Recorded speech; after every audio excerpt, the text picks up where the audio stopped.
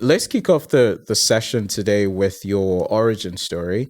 So just, to give us like an introduction to how you got to your current career position. Okay, that's a bit of a long story, so I'll try to keep it short. Basically, I ever since I got into college, I've had sort of a parallel process going on in my career.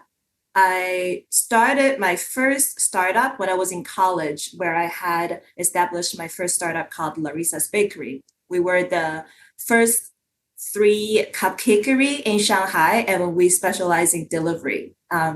So that was my first foot into the startup world. And 1 year after, the business really blew up, and then I got it set up in a way where it's automatically run. I have 5 staff, and we have a central kitchen. And so while that operation has been established to be automatic, almost very low maintenance, I thought, hey, I will. I think at the time I was 24 ish, and I just did not want to invest like all of my 20s in the kitchen. So I thought I would definitely venture out a little bit, see what's out there. And I was definitely a very lucky soul. I got a job offer at this company. It's a luxury cosmetic company called Talika, and they were selling at Sephora. What they needed was somebody to replace their former distributor in China. I happened to become that person and Wow. became the only person based in China in charge of all of the operation, while basically coordinating all of the operation between the agencies in Shanghai and then the headquarters in France and in Hong Kong. So that was Nice. one of my first job, kind of full-time job into the corporate-ish world. Mm. And it was really beautiful learning experience for 2 years. I think that set me up on a place where I kind of developed a level of standard because of that.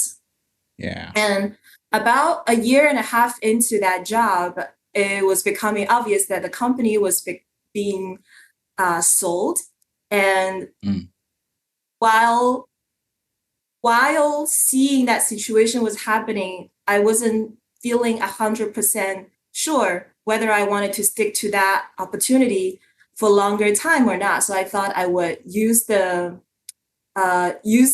spare time of my life at the time to sort of establish another operation, which is when I started my second sort of startup operation. I became an Airbnb host, and I flipped around, I don't know, 10, 20 apartments in a span of Nice. 2, 3 years. It was Wow. Okay.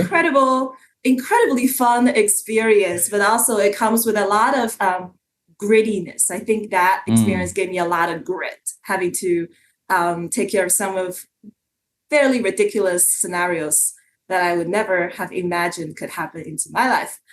So that happened for a few years, and in the meantime, while that's happening, um, the company Talika China got sold. I decided not to move ahead into um, the new company. Mhm. So while working on the Airbnb, I later on got employed by another company being in charge of three fragrance brands: Ferrari, Liujiu, and Atkinson. These are also luxury fragrance brands, and my cosmetic experience lined up with that job perfectly. Also, sort of like a one-man office show sort of situation.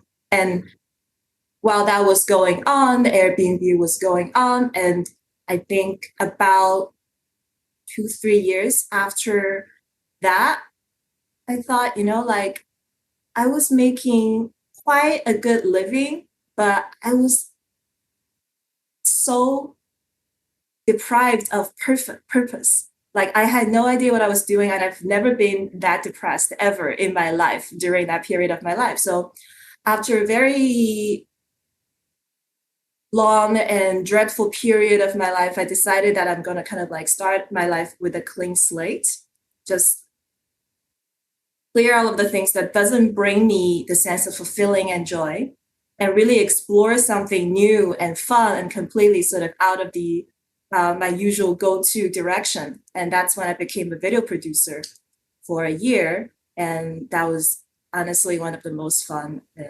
journey, I have to say.